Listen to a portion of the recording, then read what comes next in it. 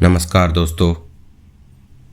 आज की कहानी का शीर्षक है गुरमुख सिंह की वसीयत और इसके लेखक हैं सादत हसन मंटो। शुरू करते हैं। पहले छुरा भोंकने की इक्का दुक्का वारदात होती थी। अब दोनों पक्षों में बाकायदा लड़ाई की खबरें आने लगी थी, जिनमें चाकू छुरों के अलावा कृपाणें, तलवारें और बंदूकें आम इस्तेमाल की जाती थी। कभी कभी देसी साख्त के बम फटने की इत्तला भी मिलती थी। अमृतसर में करीब करीब हर एक का यही ख्याल था कि यह सांप्रदायिक दंगे देर तक जारी नहीं रहेंगे। जोश है, जो ठंडा हुआ वातावरण फिर अपनी असली हालात पर आ जाएगा। इससे पहले कई फसाद अमृतसर में हो चुके थे जो स्थायी नहीं थे। 10-15 रोज तक मार कुटाई का हंगामा रहता था, फिर खुद ब खुद दब जाता था। चुनाचे पुराने अनुभव के बिना पर लोगों का यही ख्याल था कि यह आग थोड़ी देर के बाद अपना जोर खत्म करके ठंडी हो जाएगी, मगर ऐसा ना हुआ। बलवों का जोर दिन ब दिन बढ़ता ही गया। हिंदुओं के मोहल्ले में जो मुसलमान रहते थे भागने लगे। इसी तरह वह हिंदू जो मुसलमानों के मोहल्लों में रहते थे अपना घर बार छोड़कर सुरक्षित स्थानों में रुक करने लगे। मगर यह इंतजाम सबसे नजदीक अस्थायी था, जब तक कि वातावरण फसादों की गंदगी से पाक नहीं हो जाता। मियां अब्दुल हई रिटायर्ड सब जज को 100% यकीन था कि सूरत हाल बहुत जल्द दुरुस्त हो जाएंगे। यही वजह थी कि वह ज़्यादा परेशान नहीं थे। उनका एक लड़का था 11 बरस का, एक लड़की थी 17 बरस की। एक पुराना मुलाजिम था जिसकी उम्र 70 के लगभग थी। संक्षिप्त सा खानदान था। जब फसादात शुरू हुए तो मियाँ साहब ने कष्ट से बचने के लिए उपाय के तौर पर काफी राशन घर में जमा कर लिया था। इस तरफ से तो वह बिल्कुल निश्चिंत थे कि अगर खुदा न करे हालात कुछ ज्यादा बिगड़ गए और दुकानें बंद हो गईं तो उन्हें खाने पीने के मामले में चिंता नहीं करनी पड़ेगी। लेकिन उनकी जवान लड़की सुगरा बहुत परेशान थी। उनका घर 3 मंजिला था, दूसरी इमारतों के मुकाबले में काफी ऊंचा था। उसकी मुमटी से शहर का 3/4 हिस्सा बखूबी नजर आता था। सुगरा अब कई दिनों से देख रही थी कि नजदीक दूर कहीं ना कहीं आग लगी होती है। शुरू में तो फायर ब्रिगेड की टन सुनाई देती थी, पर अब तो वह भी बंद हो गई थी, इसलिए कि जगह जगह आग भड़कने लगी थी। रात को अब कुछ और ही समा होता था। गुप्त अंधेरे में आग के बड़े बड़े शोले उठते, जैसे देव हैं जो अपने मुंह से आग के फव्वारे छोड़ रहे हैं। फिर अजीब अजीब सी आवाजें आती जो हर हर महादेव और अल्लाहू अकबर के नारों से मिलकर बहुत ही भयानक बन जाती।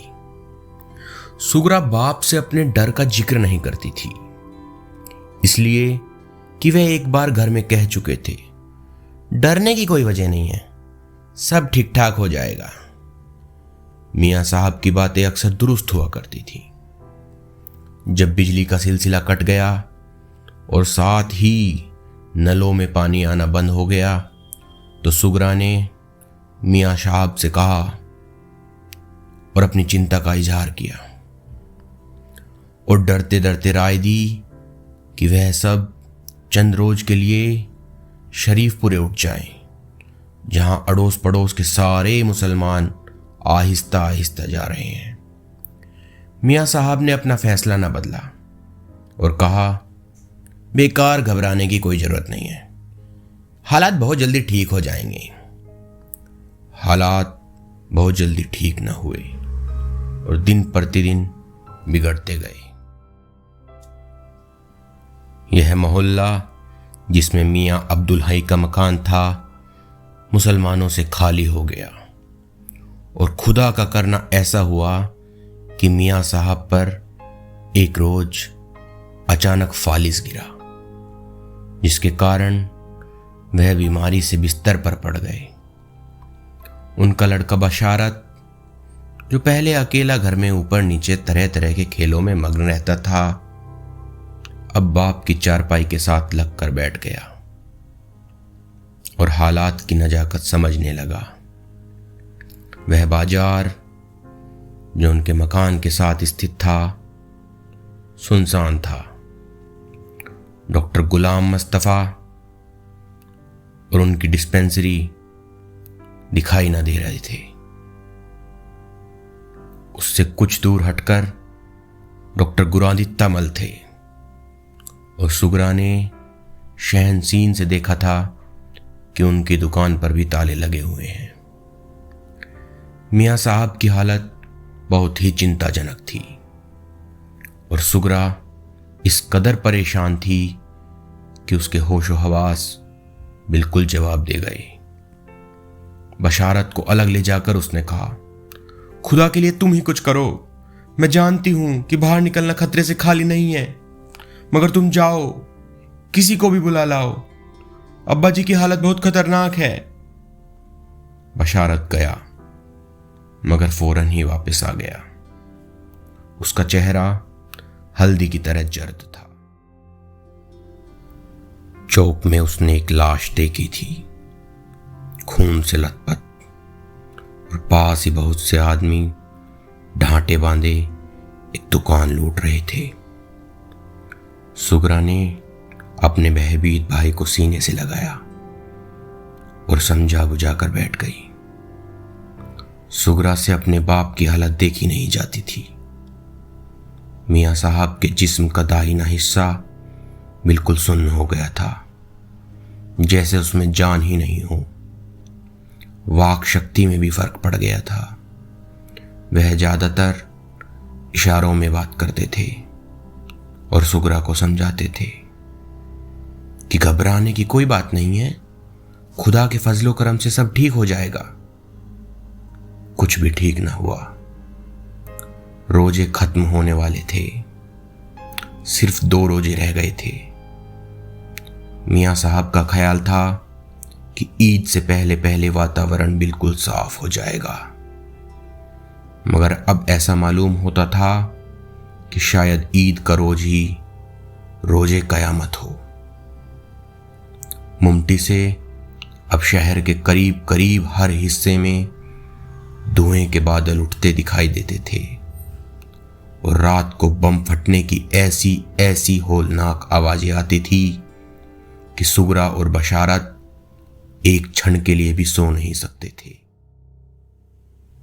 सुगरा को तो यूं भी बाप की परिचर्या के लिए जागना पड़ता था। उसे यूं महसूस होता था कि जैसे अब ये धमाके उसके दिमाग के अंदर हो रहे हैं।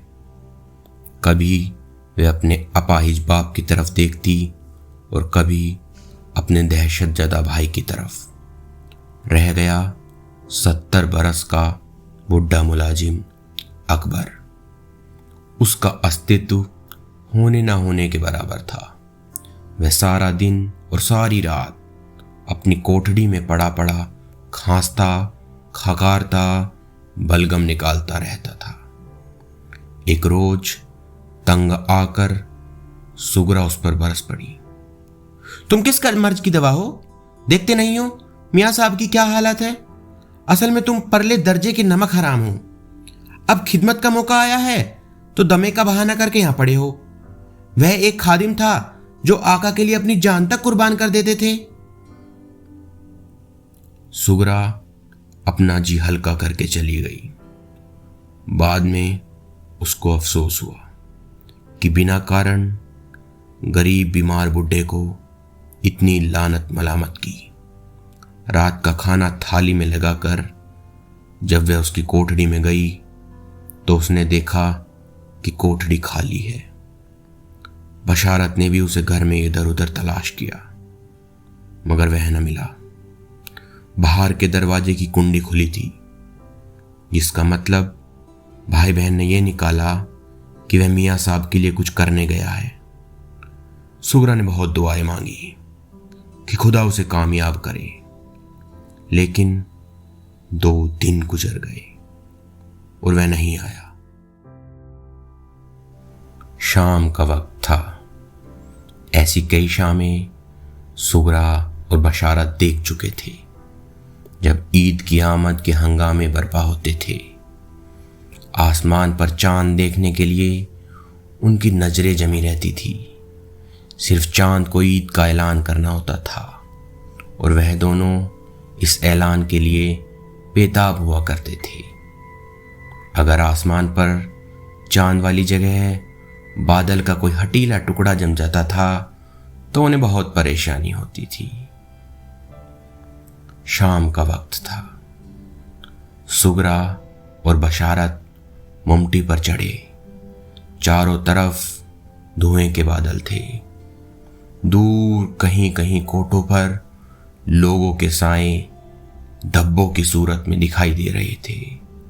मालूम नहीं वह चांद देख रहे थे ये जगह जगह सुलगती और भड़कती हुई आग। चांद भी कुछ ऐसा डीठ था कि धुएं की चादर से भी नजर आ गया। सुगरा ने हाथ उठाकर दुआ मांगी कि खुदा अपनी कृपा करे और उसके बाप को तंदुरुस्ती अता फरमाए। बशारत दिल ही दिल में परेशानी महसूस कर रहा था कि गड़बड़ के कारण अच्छी भली ईद बर्बाद हो गई। शाम की शाही अभी गहरी नहीं हुई थी। मियाँ साहब की चारपाई छिड़काव किए हुए सहन में बिछी थी।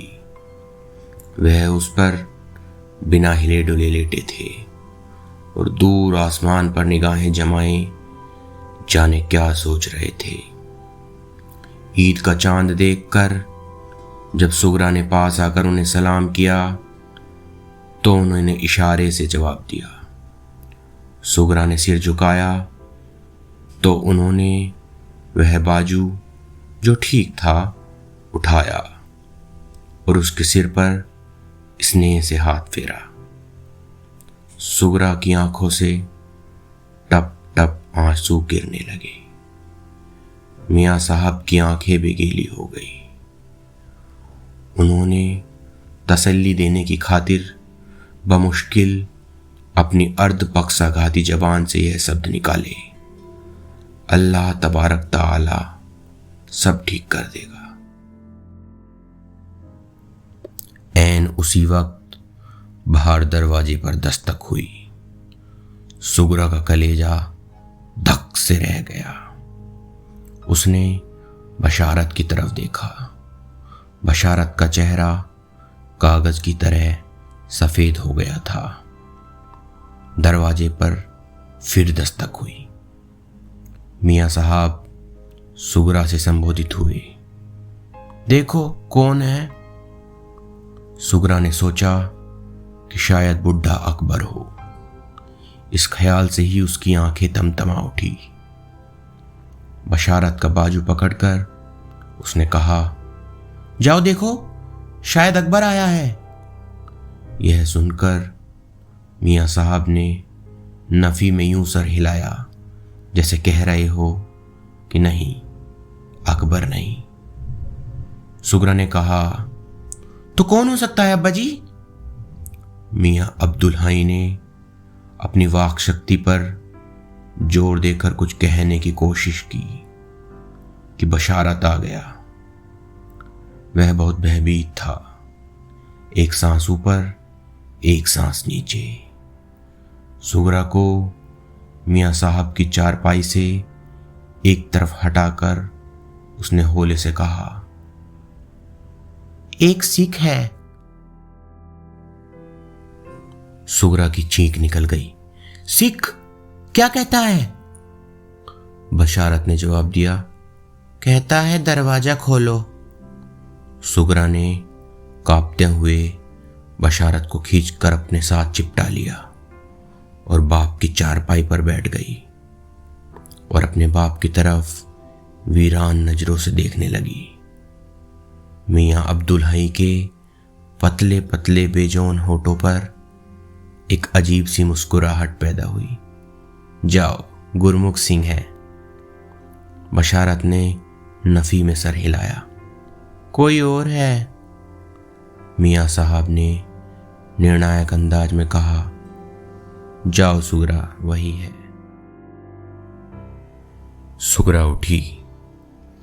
वह गुरमुख सिंह को जानती थी।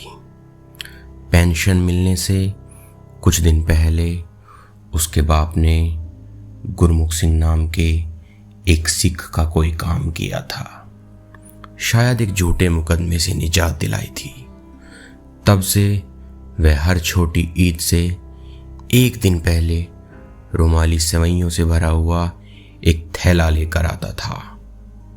उसके बाप ने कई मर्तबा कहा था, सरदार जी आप यह तकलीफ न किया करें, मगर वह हमेशा हाथ जोड़कर एक ही जवाब दिया करता था, मियाँ साहब वाहेगुरु जी की कृपा से आपके पास सब कुछ है। यह तो एक तुच्छ सा तोहफा है जो मैं आप जनाब की खिदमत में हर साल लेकर आता हूँ। मुझ पर जो एहसान आपने किया है उसका बदला तो मेरी शोपुस्त भी नहीं चुका सकती।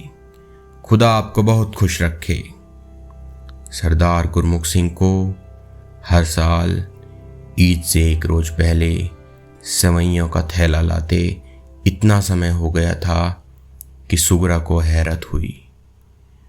उसने दस्तक सुनकर यह ख्याल क्यों न किया कि गुरमुख सिंह होगा, मगर बशारत ने क्यों कहा कि कोई और है।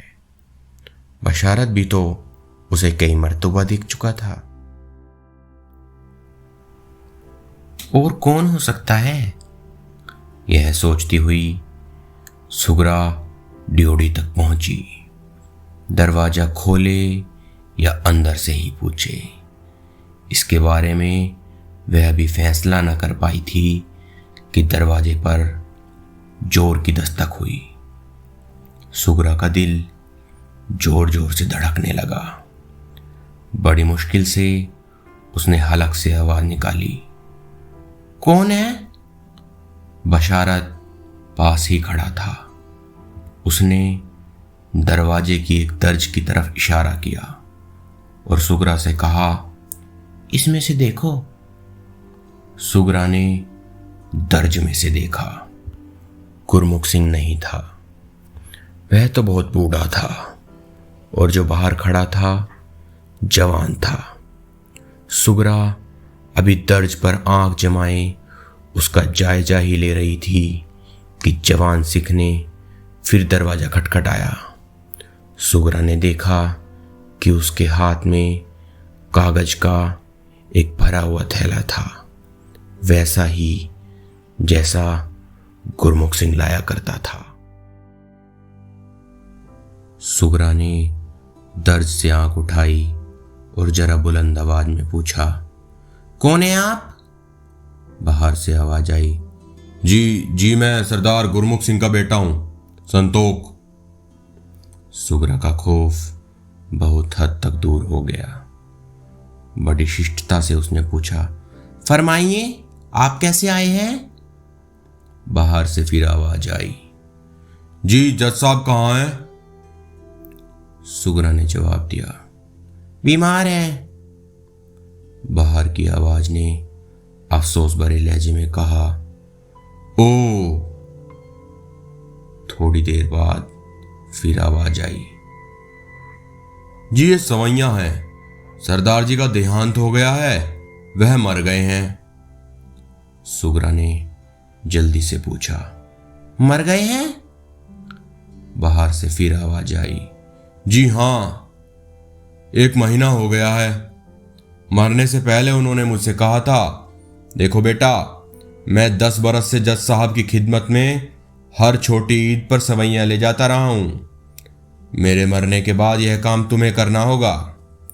मैंने उन्हें वचन दिया था, जो मैं पूरा कर रहा हूं। ले लीजिए सवैयां। सुगरा इस कदर प्रभावित हुई कि उसकी आंखों में आंसू आ गए। उसने थोड़ा सा दरवाजा खोला।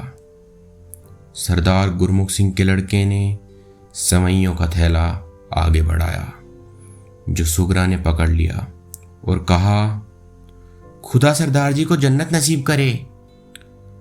गुरमुख सिंह का लड़का कुछ विलंब के बाद बोला, जज साहब बीमार हैं? सुगरा ने जवाब दिया, जी हां। क्या बीमारी है? फालिज। ओ, सरदार जी जिंदा होते तो उन्हें यह सुनकर बहुत दुख होता। मरते दम तक उन्हें जज साहब का एहसान याद था। कहते थे, जज साहब इंसान नहीं देवता हैं। अल्लाह मियाँ उन्हें जिंदा रखे, उन्हें मेरा सलाम। और यह कहकर वह थड़े से उतर गया। सुगरा सोचती ही रह गई कि वह उसे ठहराए और कहे कि वह जज साहब के लिए किसी डॉक्टर का बंदोबस्त कर दे। सरदार गुरमुख सिंह का लड़का संतोख सिंह जज साहब के मकान के थड़े से उतरकर चंद गज ही आगे बढ़ा तो ढाटा बांधे हुए 4 आदमी उसके पास आए। 2 के पास जलती मशालें थी और 2 के पास मिट्टी के तेल के कनस्तर और कुछ दूसरी आग लगाने वाली चीजें। एक ने संतोख सिंह से पूछा, क्यों सरदार जी, अपना काम कर आए? संतोख ने सिर हिलाकर जवाब दिया, हाँ कर आया। उस आदमी ने ढांटे के अंदर हंसते हुए पूछा, तो कर दे मामला ठंडा जज साहब का? हाँ, जैसी तुम्हारी मर्जी। यह कहकर सरदार गुरमुख सिंह का लड़का चल दिया। तो ये थी आज की कहानी, गुरमुख सिंह की वसीयत। कहानी के बारे में जो आपके विचार हैं कमेंट बॉक्स में ज़रूर लिखें और कहानी को लाइक, शेयर और सब्सक्राइब करना बिल्कुल ना भूलें।